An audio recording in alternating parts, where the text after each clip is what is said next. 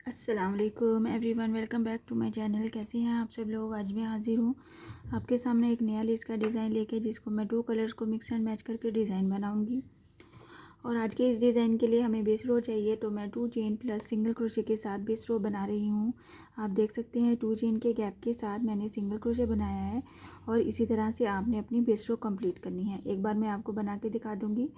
सबसे पहले आपने सिंगल क्रोशे बनाना है। स्लिप नॉट लेते हुए सिंगल क्रोशे बनाते हुए हमने 2 चेन ले लेनी है कुछ इस तरह से, और इसी 2 चेन के गैप के ऊपर हमने इसको सिंगल क्रोशे करते जाना है।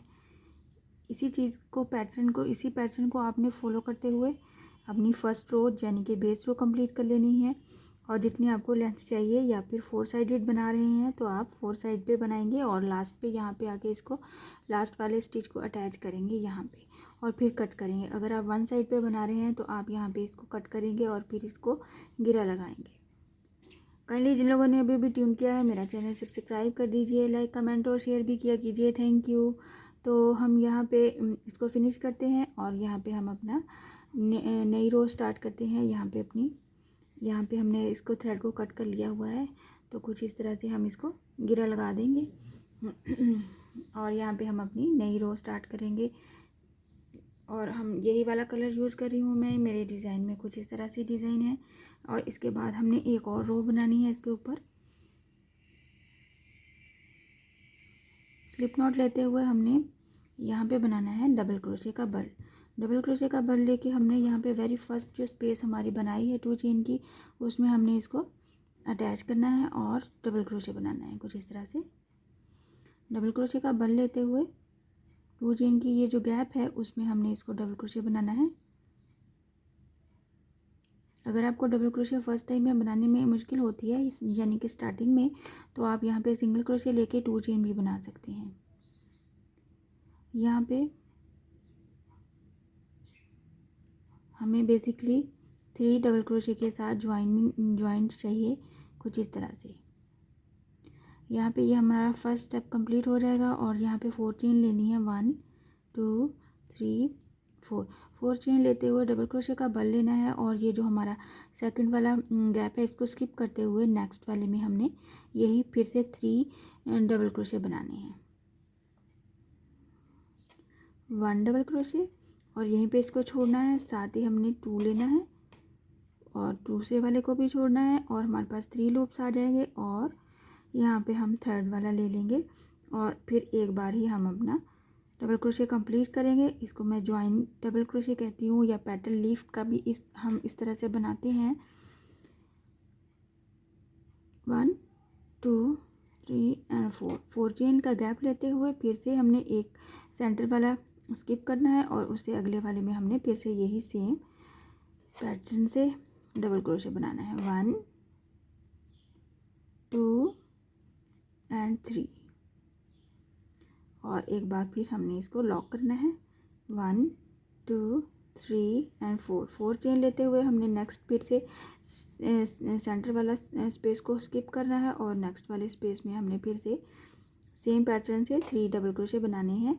आपने अपनी लेंथ इसी तरह से कंप्लीट करनी है, सेम पैटर्न को रिपीट करते हुए कुछ इस तरह से। अगर आप बेस रो नहीं बनाना चाहते, आप डायरेक्ट ही इसको अपने फैब्रिक पे अटैच करके बनाना चाहते हैं, तो भी आप बेस रो भी स्किप कर सकते हैं। बट मैं बेस रो बना रही हूँ, आप चाहें तो नहीं बनाएं। मैं इसको कंप्लीट करके नेक्स्ट थर्ड वाली रो पे आती हूँ और आपको बताती हूँ हमें थर्ड में क्या करना है। आप देख सकते हैं मैंने जितना पैटर्न बनाया था उसको कंप्लीट कर लिया है सेकंड रो के साथ।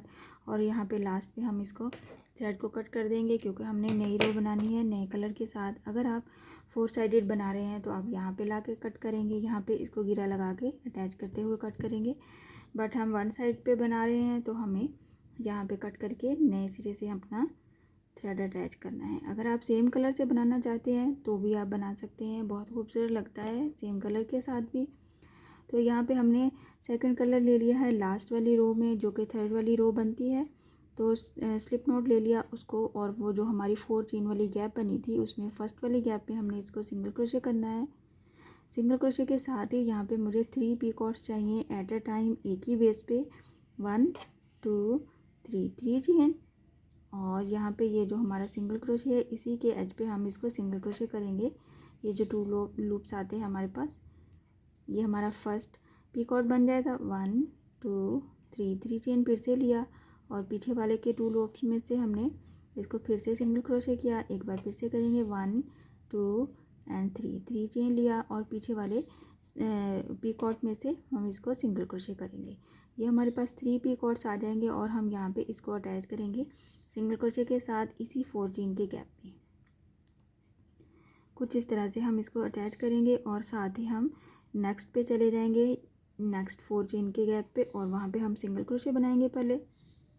और सेम इसी तरह से हमने फिर से पैटर्न के साथ 3 पीकॉट्स बनाने हैं। 1 2 3 chain, 1 picot, 1 2 3 chain, 2 picot, 1 2 3 chain, और ये हमारा हो गया 3rd picot. 3 picots at a time एक ही रो में बनाने हैं और फिर इनको हमने अटैच कर देना है अपने 4 चेन वाली गैप में, और साथ ही हमने नेक्स्ट गैप में चले जाना है और सिंगल क्रोशे करते हुए फिर से अपने पैटर्न को रिपीट करना है। कुछ इस तरह से ये हमारा स्टेप बनेगा और इस तरह से ये हमारे फ्लावर्स बनेंगे वाइट एंड ग्रीन के साथ, बहुत खूबसूरत लगते हैं। आपको अपने अपने फैब्रिक के रिक्वायर्ड कलर्स लेने हैं। यहाँ पे हम 3 पीकॉट्स बनाएंगे 3 चेन के साथ। 1 2 3, 1 2 3, सिंगल क्रोशे करते हुए 1 2 एंड 3।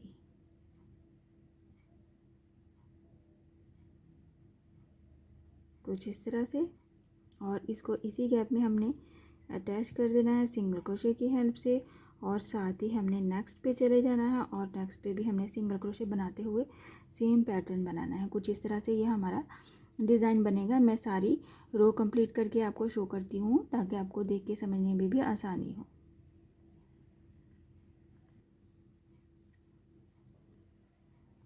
आप चेक कीजिए बनने के बाद डिज़ाइन कितना खूबसूरत लगता है। आप इसी डिज़ाइन को कॉटन थ्रेड से भी बना सकते हैं और आप इस डिज़ाइन को सिल्की थ्रेड की 2-3 लेयर्स जितनी आप यूज़ करना चाहें, इसको मज़ीद मोटा करना चाहते हैं तो आप लेयर्स को बढ़ा सकते हैं और आप इसी डिज़ाइन को कॉटन थ्रेड से भी बना सकते हैं। और आप इस डिज़ाइन को अपने टेबल कवर के बॉर्डर पे भी बनाएं, बहुत खूबसूरत लगता है। अपने बाजू पे, अपने दामन पे और गले के डिज़ाइन पे बनाएं तो भी बहुत अच्छा लगेगा। ट्राई ज़रूर कीजिएगा और मेरे साथ ज़रूर शेयर कीजिएगा कि आपसे कैसा बना ये वाला डिज़ाइन। ये इसका बैक साइड है और ये इसका फ्रंट साइड है। आई होप आज का डिज़ाइन आपको पसंद आया होगा। इंशाल्लाह नेक्स्ट वीडियो में मिलूँगी नए डिज़ाइन के साथ। अपनी दुआओं में याद रखिएगा। अल्लाह हाफिज़।